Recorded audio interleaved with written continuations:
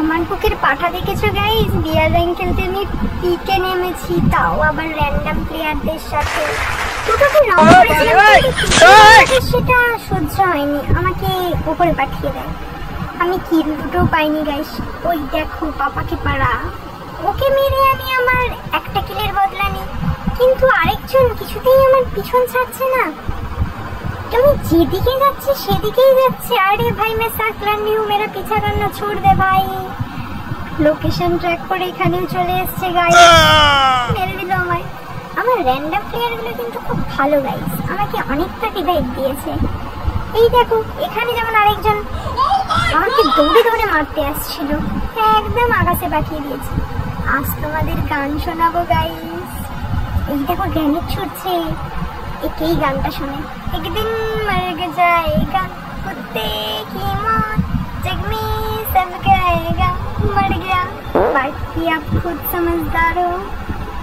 তিনটে কিল আমি এখানে আমার ঝুড়িতে পড়ে নি, সামনে আরো 31টা 32টা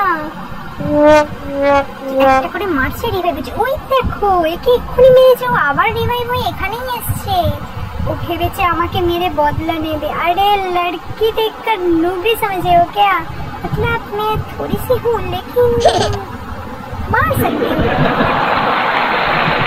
ঠিক আছে গাইস, আজকে তোমাদের আমি আমার প্রোগিরি দেখাবো, কিন্তু আগে এখান থেকে তো বেরোতে পারি। যতবার বেরোতে যাচ্ছি একটা করে চলেছে। এই দেখো আমাকে বেরোতেই দিচ্ছে না, কি আর বলবো গাইস। আমি যতবার বেরোতে চাইছি ততবার এখানে বান্দা চলেছে। আরে এদের মারছে দাঁড়া ভাই, মেডিকিটটা করতে দে। মানলাম আমি নুবড়ি, সেটা কি সবাইকে জানাতে হবে? কোনোভাবে এখান থেকে গাড়ি নিয়ে আমি কেটে পড়েছিলাম, ভেবেছিলাম এই ঘরে ক্যাম্পিং করবো, কিন্তু এই ঘরে তো পুরো বরযাত্রী আছে গাইস, পুরো ভর্তি এনিমি। ওই দেখো একটা মামুনি লাফালাফি করছে ভেতরে, ওকে মারার প্ল্যানে আমি কিন্তু ঢুকেছিলাম, কিন্তু ওকে তো মারতে পারিনি। সামনে একটা সফেদ কৌয়া आ गया था, उसे निपटा दिया गाइस। এই নিয়ে আমার 7টা কিল হয়ে গেছে। তারপর ভাবলাম এখান থেকে বেরিয়ে যাওয়াটাই সেফ।